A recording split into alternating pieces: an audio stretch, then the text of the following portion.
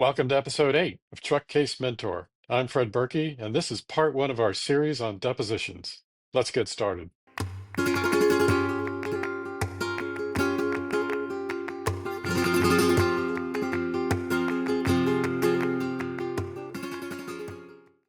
So you feel like you're going through the motions. You don't quite know how to approach your truck case. You're used to doing, let's say, road wreck cases. I certainly had a background when I did a great deal of road wreck cases, and when I first started getting into trucks, I really didn't know how to approach it. I became accustomed to just doing depositions as I'd always done. You might be feeling the same way, and yet you might feel that there's something you're leaving on the table, a question you're not sure about.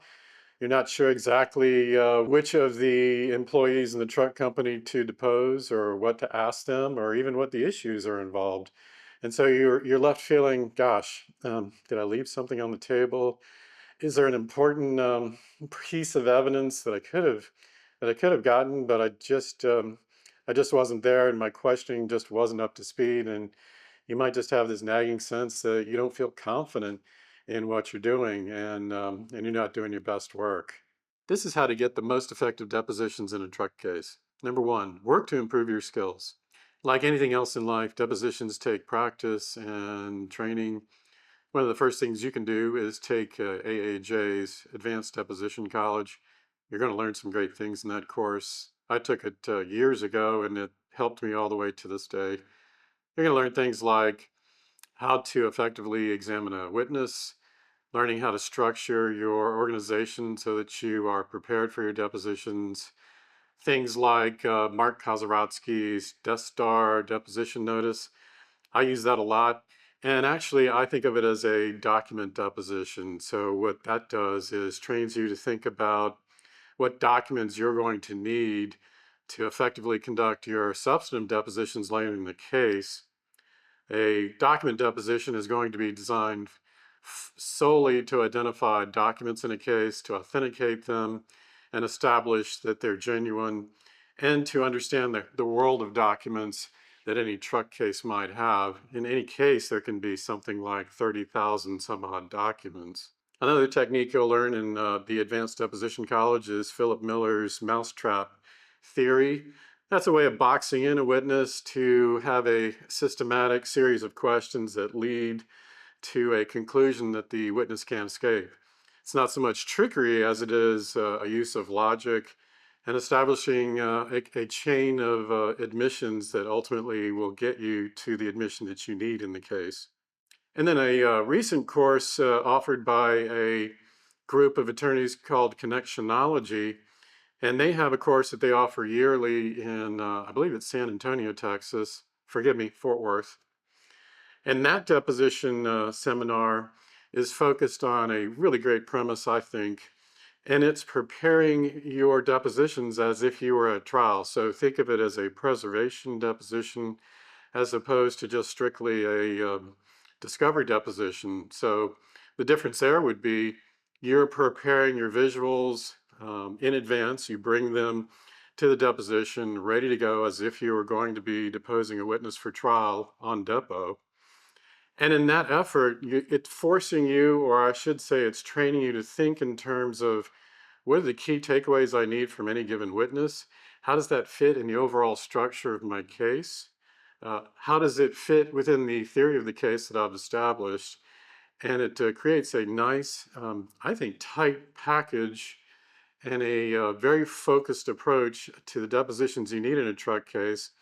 And as they point out in their seminar, it really has a key advantage in being able to effectively settle a case of mediation because you're armed with all the evidence you have. You're demonstrating to the other side that you're ready to try the case, you're serious, and they need to offer their best dollar in order to settle it. So that's a great deposition seminar that you should attend. Number two, identify the standard of care that's applicable to your defendant. Standard of care is going to be the things we need to establish negligence. Rick Friedman has written a book that's very popular, and it's been out for a number of years, called Rules of the Road. It is really great stuff. It's worth a read and study. And the premise of that book is to establish all the rules that would be applicable in your case as to each of the defendants you're seeking to establish responsibility. And it doesn't necessarily have to be rules that are set in stone. It can be rules that are persuasive, that a jury might find compelling, such as we should all be watching the roadway ahead. That may not necessarily be a rule that's established in a statute or regulation or maybe even a jury charge, but it's going to be a persuasive rule that any juror in their right mind is going to believe is important for a driver to follow. So creating this list of rules gives you an attack that you can use to question witnesses and determine whether or not they followed important safety rules. Number 3, identify the red flags. In any case, we're seeking to find a pattern of conduct over time that would have notified the defendant that something bad, a safety violation, would ultimately occur, a similar type of event to the crash in your case. You might think of these as OSIs or other similar incidents or prior similar occurrences. A lot of times the courts are reluctant to get into that type of evidence. It's really important to establish the things that would have put the defendant on notice that a similar event might occur in the future.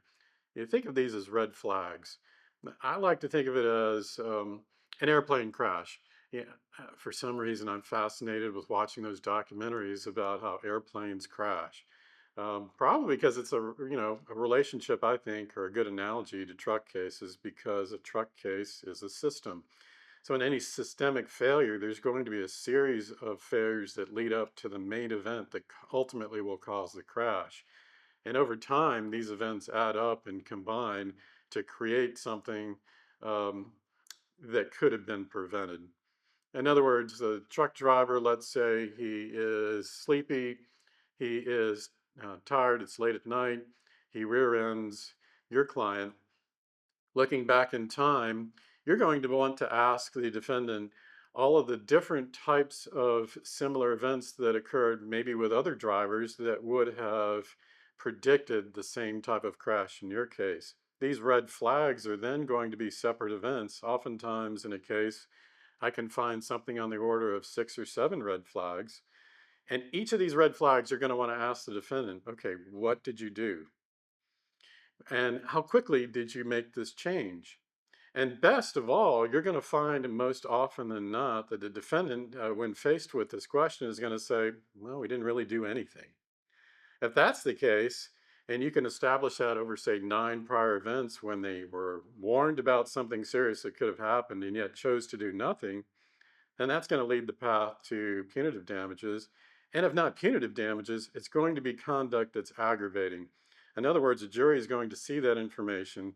They're not going to like it. They're going to realize it's a safety problem. And if not corrected, it's going to repeat itself. And that creates an inherent harm to the community that needs to be corrected.